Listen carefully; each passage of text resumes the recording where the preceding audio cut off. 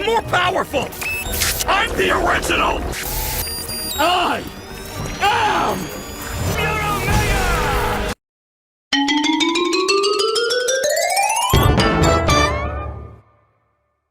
Good morning, afternoon, evening all. My name's the Casual Capybara, and welcome back to another Casual Capybara critique. Well, here we are. We're at the finale of the amazing digital circus. Even though I went to see the finale a couple weeks early at the theater, the only reason this video didn't come out sooner was because, out of respect for Gooseworks and the rest of the digital circus team making the show happen, I decided to hold my tongue.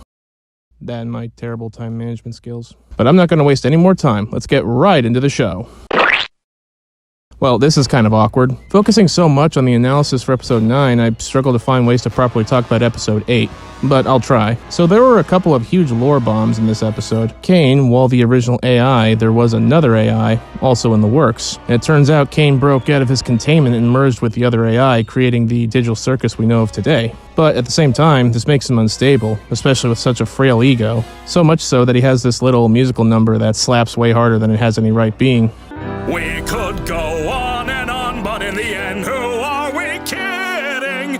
My divinity is past infinity. Am I getting through? No. This will come to a head later, but we'll get back to that. For now, we also see the original group of circus goers back when Kinger first entered the circus. Speaking of Kinger, he drops a huge lore bomb about the circus and the programming itself. It's a little hazy, but I remember C&A. That was just an adventure, right?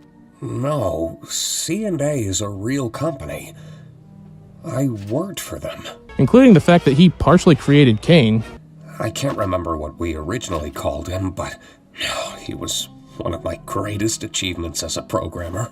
So when Kane starts losing his shit, the cast try their damnedest to fix it, but it backfires pretty bad. Wait. So episode 8 is more or less the front half of the puzzle that is the last act. And now that we have the back half, let's put it together and let's get knee deep into episode 9.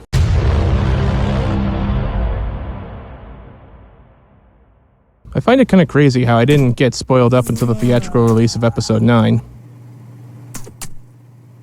At the time of writing this, my mind is still abuzz with the movie. I hate to sound like Angry Joe when he defended 2016's Suicide Squad, but seriously, what the heck is wrong with the internet? That was an awesome fucking finale. Maybe I should backtrack a bit. So, it's finally revealed. Kane is dead, and it's figured out by Kinger that the digital circus cast aren't actually human. Yeah, sorry to hit the ground running with spoilers, but that's how it's exposed. It turns out they're brain scans of their human counterparts with AI mixed in, almost like a living shell with a consciousness of who it what was, but with foggy memories of anything before it became the husk. I know that sounds confusing. I had to do like a dozen takes on that. I don't know what I wrote there, which would explain the lost memories and forgotten names. Unfortunately, this is the straw that broke the camel's back, as this drove Jax to finally snap and abstract. So with that, let's discuss the biggest part of this finale. Oh boy, why does that matter? Gay. So after almost the whole show's worth of build-up, Jax's bottled-up problems finally come to an abstracting head, and he finally succumbs to the lunacy, and is now another abstracted shell of the person he was before he was. But Pomni's not ready to give up so easily. She thinks there's still time to reach Jax. As she learned through Kinger, darkness calms the abstractions. So she kills the lights and tries one last time to try and save Jax. Through this sequence, we see through the mind's eye of Jax that he's had an extremely and exaggerated twisted view of how the others view him, and we also see Jax's life at the circus before Pomni was brought in. Through his crumbling relationships with Ribbit and Kaufmo, Jax had trouble opening up, so he projects his insecurities through rude sarcasm, and when he couldn't take it anymore, he'd push away all his friends, and he'd lash out verbally, pretty harshly too, eventually pushing Kaufmo and Ribbit to the point of no return as well. It feels like Jax's whole character arc is an allegory for not being able to open up about mental issues and keeping it bottled up, and unfortunately, he just couldn't be brought back. But at the very least, Pomni and the others try their damnedest to make it easier for him in this new abstracted form. And I have no way to naturally transition to the next topic, so let's just talk about...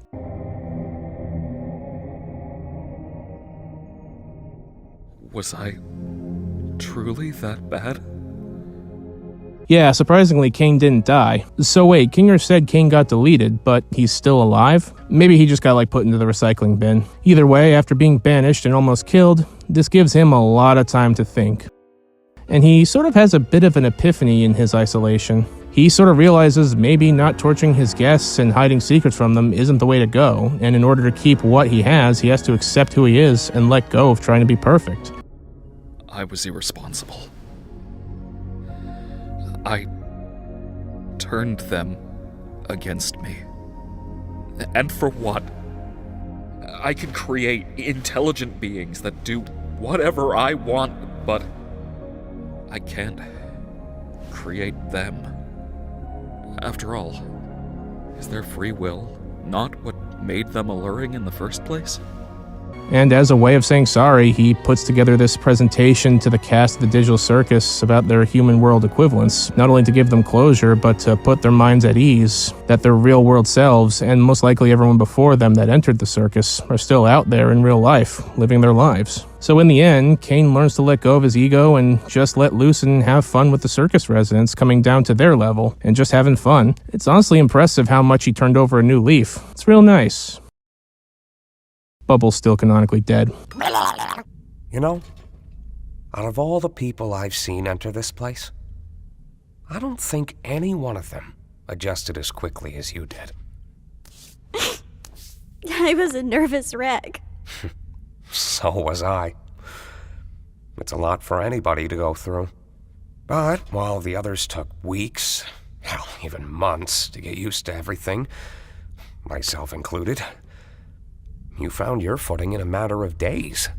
So now, with everything I just said about the humans of the Digital Circus, and them knowing that their real-life selves are still out there, they're finally ready to accept life in the Digital Circus, and with Kane loosening up and letting them do whatever they want, however they want, and whenever they want. And overall, Kane just being part of the group. It's honestly a really heartfelt and wholesome ending to this bumpy ride that was this show. Again, hate to sound like a sucker, but again, most people saying this finale sucked just feels like hate mongers stroking their hate because they like to take the piss out of something other people like my little cousin who blew my house of cards down at a family reunion, and that's why I'm no longer invited to family reunions, which is totally bullshit because it was that little f***er's fault. Wait, where were we? Oh yeah, the Digital Circus. I'm not going to say every criticism is invalid, that would be narrow-minded, and I've seen a few fair arguments of why people didn't like the finale, but for the most part, the ones I've seen are deconstructive, not constructive, and those are the ones I tend to just label as hate-mongering. And you know what?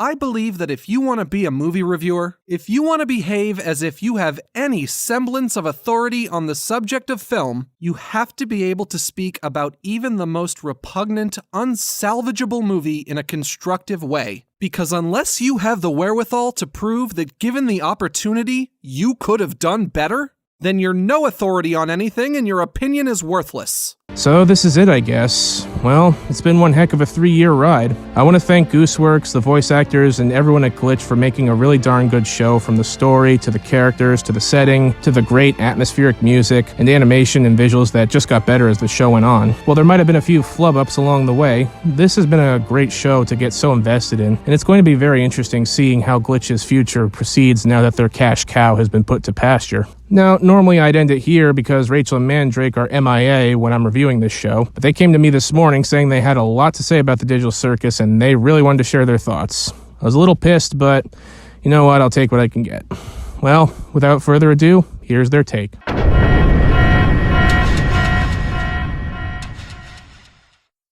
Dear Digital Circus fandom, you are all terrible! You troglodytes rank up there with the likes of Steven Universe, Rick and Morty, and the She-Ra reboot as the one of the most You encourage harassment, doxing, and all-around shitty behavior. You falsely accuse Gooseworks and the Digital Circus voice acting cast of being racists over a tasteless joke from almost a decade ago. You always had to butt in and spam complaints when the story wasn't going the way it was according to your own headcanon. You bullied Gooseworks so bad on Reddit, she had to abandon the platform. You leaked the ending weeks before the movie came out, complained the ending sucked, and probably scared a bunch of people away from seeing it in theaters. You proceeded to bully Ghostworks further after her aloof response to the leaks, as if she's some goddess that can just Thanos snap all the leaks and leakers. And you know you're a terrible fandom when the fandom around Space King is less toxic than yours. Space King is made by the Flash Gets guys, aka the guys that make those tasteless, vulgar, disgusting shock jock video game parodies. Gooseworks built a clubhouse for you, and you all came in and kicked her out. You sucked the soul out of Gooseworks so much she wants nothing to do with her cartoon baby now.